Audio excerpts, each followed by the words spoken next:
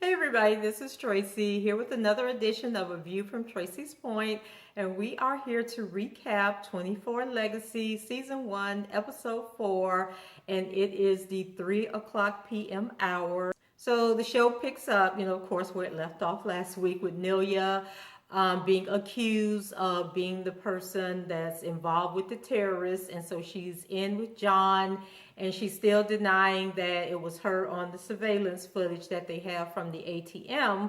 And she pleads with John to believe her because they have a long history together and that she should trust him and know that she would never do anything like this.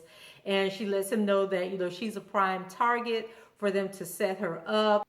So while Rebecca is listening in on the conversation between John and Nelia, she gets a call from Keith, and he's giving her an update on the case. And so she decides to return to CTU, but she goes into the room where John and Nelia are and lets Nelia know that she's taking her back to CTU with her. And so Rebecca threatens her, with being charged with everything that's going on if she doesn't confess and tell them who she's working for. But Nelia, she continues to plead her innocence, and she can't figure out why Rebecca won't even consider that she may be being set up in this whole situation. So John goes to his dad and fills him in on what's going on, but the dad tells him that, you never know a person and that everybody has two lives. It's a life that they live in private that nobody knows about, and then it's the life that they live in public that they want people to perceive them as. And so John says that he knows Nelia and he can't believe, that all of this is happening to her, and that he's even surprised that his dad, knowing her, would question her character and isn't as shocked as he is that, she's being accused of helping the terrorists.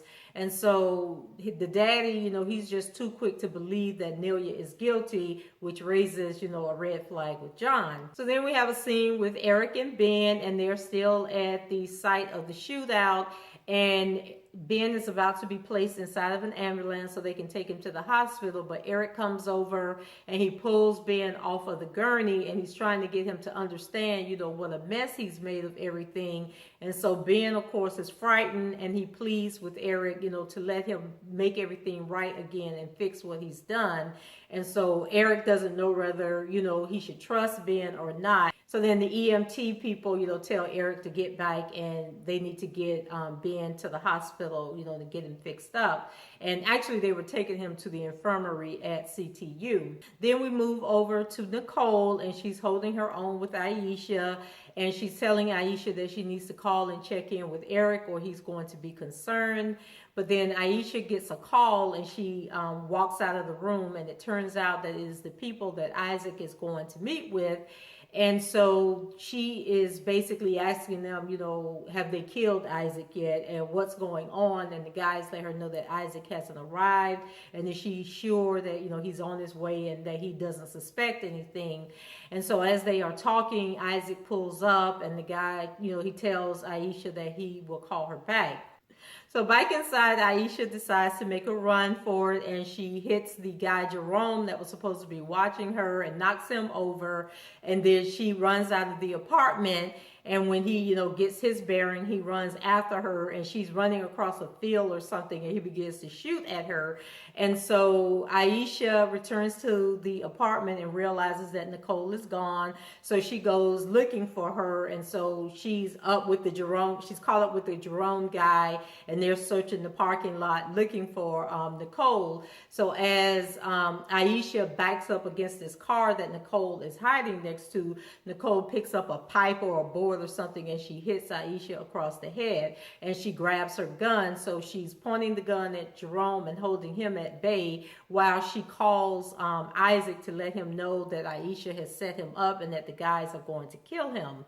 So then we go to Isaac, and he tells the guys that he has men positioned up on the rooftops of the buildings that are surrounding them, and that if they carry out their plan that they've made with Aisha, that the guys are going to open fire and take them out. And so they talk for a little bit, and then the guys realize that Isaac is a little too smart for them, and that they shouldn't have gotten caught up with Aisha and her plot. And so they tell Isaac, okay, well, let's just do business and forget, all this happened. So back at the apartment complex, Aisha comes to, and she and the guy are going to try and take Nicole down, even though she has both of their guns and are like pointing the guns at them. And then all of a sudden you can hear sirens in the background, and the two of them take off running. And when the police get there, they pull their guns on Aisha. She puts the guns down, and then they arrest her. Back at CTU, Keith Mullins lets Rebecca know that he wants her to attend a meeting with him that he has to have to do a debriefing on what's going on. In the meeting, Mullins turns it over to Rebecca to give the briefing to the guys that are on this conference call. And so she pretty much explains to them that Khalid has these sleeper cells all over the country, and that he's planning a series of attacks that will be detrimental to the U.S. So it's really important that they are able to stop him. Then we have Eric, and he calls Isaac to see what's up with Nicole, and he lets him know that Nicole was suspicious of Aisha and that she thought that Isaac was in trouble. And so Isaac lets him know that everything is under control, and he will have Nicole call him later. But you can tell that Eric knows that something is going up, and he's concerned that maybe Isaac has lost Nicole.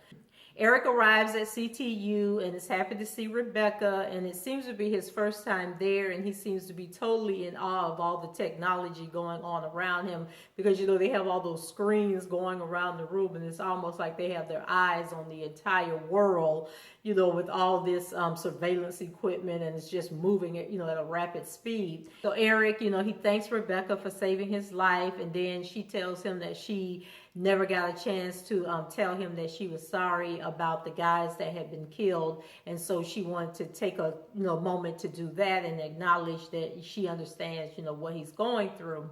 So Eric wants to go see Ben, and Rebecca has someone take him over to the infirmary while she goes into the meeting with Mullins.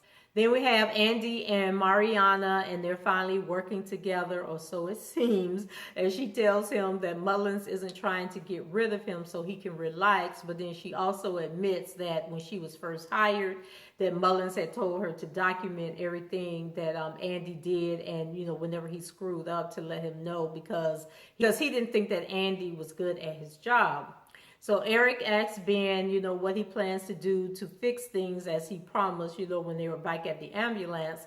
And Ben tells him about a guy named Gabriel, and that this Gabriel guy may have provided Khalid with the guns that him and his men used when they, went on attack. And that Gabriel may have been instrumental in getting Khalid and his guys into the country. So they need to come up with a plan to find him and see what information he has. So Eric is still harping on the fact that Ben, ran and caused them to lose the drive with all the info on it.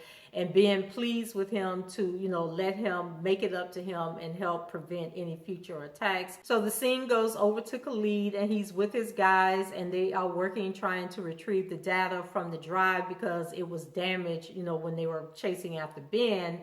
And I'm kind of feeling sorry for this guy, because if he's not able to get that information off, it's not going to be a good look for him. But they need the names off of it to activate the sleeper cell so they can put into motion whatever this plot is that they have going on. So Amira makes a phone call and I can't remember if it was her brother or not, but she makes a phone call and lets him know that Drew is still alive and that he was transported to the hospital, and she needs to know what to do. And so he tells her, that she needs to kill him. As Amira hangs up the telephone, Drew's mom walks up, and she gives Amira a hug and tells her that she's really happy that she was there to comfort Drew, as he was on his way to the hospital. And then the camera pans in on Amira, and you can tell that she is very shaken about the whole situation, and she's probably not ready to be a terrorist. The mom goes in to see Drew, and then they close the door, and Amira's standing in the waiting area. And then when she has an opportunity, she goes over and she steals a syringe from the cart, because what she's supposed to do is put the syringe in the IV and I think pump air into the IV, and then it goes to Drew's heart or something and causes him to go into cardiac arrest. So after the mom leaves, Amira goes in, and then she calls this person again, who I'm thinking is her brother, and tells him that she has the syringe and she needs him to walk her through what she's to do. So he does that. She hangs up the phone, and then she's having second thoughts, as she's connecting the syringe to the IV. And I believe she was about to walk away, but then Drew came to, and he realized what she was doing, and then he lunges for her and he starts to choke her. And then in the midst of, trying to fight him off, she does push the air up into the IV. And then, like I say, he has a heart attack or whatever it was that he was supposed to do. And she, is really shaken up and, can't believe that she's done this. But then she realizes that she has to get out of the hospital and go downstairs and meet the person that she was talking to on the phone. Then we go over to John, and he's meeting with a friend of his that he's had review the ATM footage of Nelia that's supposed to tie her, to what's going on. And he lets John know that Nelia, well, number one, that the footage that they had been doctored and that it wasn't authentic. And then he also provides John with a video of Nelia at a speech that was given by the Imam, and that she was definitely there, and she had talked to him afterwards, and that the two had gotten into some type of exchange about women's rights or something. So back at CTU, Eric approaches Mullins and Rebecca with the plan, for him and Ben to go and meet Gabriel. But Mullins is skeptical, but Eric says that he trusts Ben and that it's their only option that they have, to infiltrate this terrorist plot. Mariana and Andy are in the meeting also. So Mullins says that there is too many variables for them to take the risk. And so Rebecca tells Eric that he is thinking with his heart and not with his head, but she may have a plan to help him. So Rebecca goes to Andy to get the schematics and, on how they can get, I think, whatever they need to meet with the Gabriel guy. And so he says that it'll take 10 minutes, but when Rebecca walked up, Mariano walked away suspiciously. So I don't know if she walked away because she didn't want to be a part of whatever they were doing, or if she walked away to go inform Mullins that Rebecca and Andy were plotting behind his back again. Isaac finally returns back to the apartment complex, and when he pulls up, the police officers are still there with Nicole, and so he negotiates with them to let Nicole go. So the one police officer is obviously on Isaac's payroll, and he told Isaac that he was going to have to pay him more than he normally pays him, but then he also tells Isaac that he has to hook up his partner as well, but Isaac pays whatever it is that they needed to let Nicole go and to not, even record that they had came to the apartment complex or met her or anything. So after Nicole gets out of the car, she lets him know that Aisha and Jerome got away, and then these two have like a little special moment between the two of them. So I think Eric needs to hurry up and fix whatever's going on in the world before he loses his woman and then have to kill his brother. So we go back to John, and he goes in to meet with his dad and let him know that he's not replacing Nelia because she is innocent, and he lets him know that his friend found out that the ATM footage had been doctored. So John is on to his dad, and he lets his dad know that he knows that he was behind the deaths of the Rangers by giving up their names and addresses to Khalid and his men. So John wants to know who put him up to it, and he threatens to tell Rebecca. So the dad says that the reason he did it was to save John's campaign.